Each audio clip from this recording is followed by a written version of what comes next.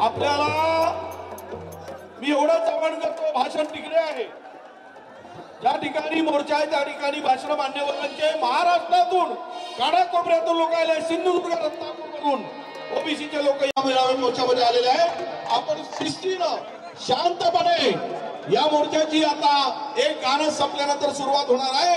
अजिबात घाई गडबड करू नका, शांतपणे आपण कोणी चढाओढ न करता, मागे पुढे न करता मोर्चामध्ये पुढे कोणी जाणार नाही।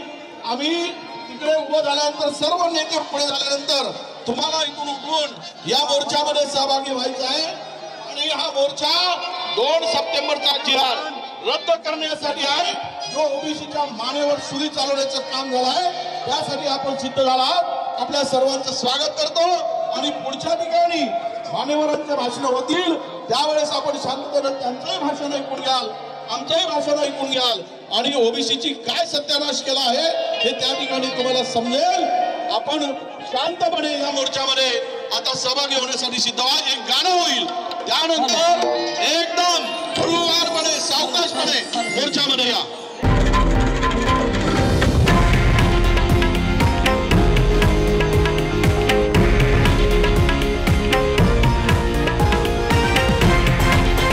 हे आहे देशातील नंबर 1 न्यूज नेटवर्क आणि आपण पाहत आहात TV9 मराठी, एकमेव।